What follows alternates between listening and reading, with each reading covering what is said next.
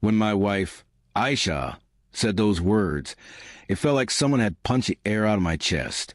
I want to live my own life without you. I sat there on the living room couch, trying to process it, trying to believe that the woman I had spent 8 years with had just said that so easily, as if it meant nothing.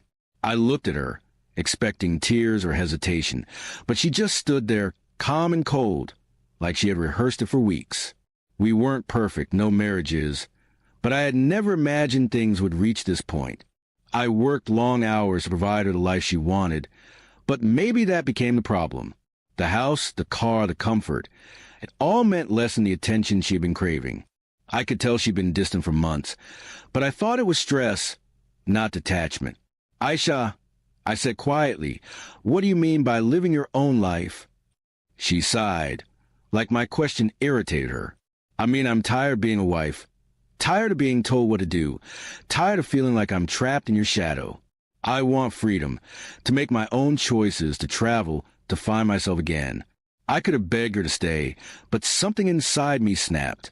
Maybe it was pride. Maybe it was exhaustion. I stood up, looked her in the eye, and replied, then do it, but not in my house. Her expression changed for the first time, shock, then anger. She wasn't expecting me to say that. You're kicking me out? She asked, her voice trembling slightly. No. I said, you're leaving. There's a difference. I won't hold you hostage, but you won't keep me half married while you go. Find yourself. You made your choice. Live with it. The silence that followed was louder than any argument we'd ever had. She packed that night. No tears, no hugs, just the sound of drawers closing and zippers moving. I sat in the living room, staring at the empty space on the wall where our wedding photo used to hang. Every time she passed by with another suitcase, I wanted to stop her, but I didn't. I had to let her go, not for her, for me. The first few weeks were strange. The house was too quiet. No laughter, no perfume lingering in the air, no one waiting at the door. At first, I told myself I was fine. I threw myself into work, went out with friends, pretended to be okay. But every night, when I came home to an empty house, the truth hit harder. I missed her. Then one afternoon, I saw her name flash on my phone. My heart skipped. Her message was short. I hope you're doing okay. I typed back, I am. I hope you found what you were looking for. She didn't reply.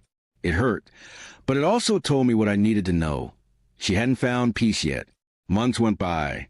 I focused on myself, something I had forgotten how to do. I started jogging again, joined a local book club, even took a photography course. Slowly, the ache began to fade. I learned that I didn't need her to complete me.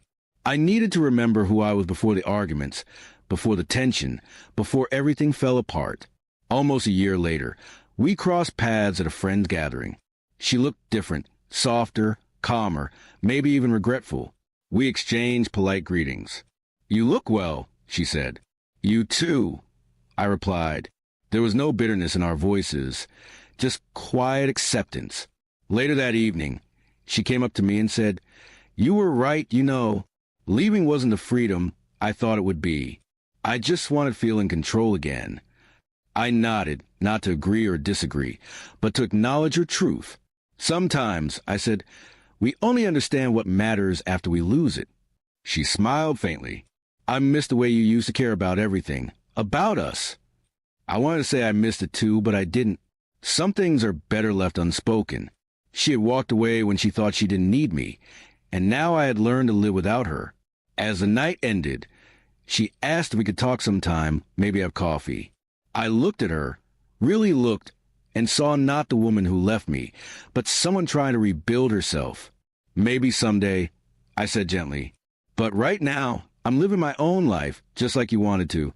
When I drove home that night, I realized something profound. Sometimes losing someone doesn't destroy you. It sets you free.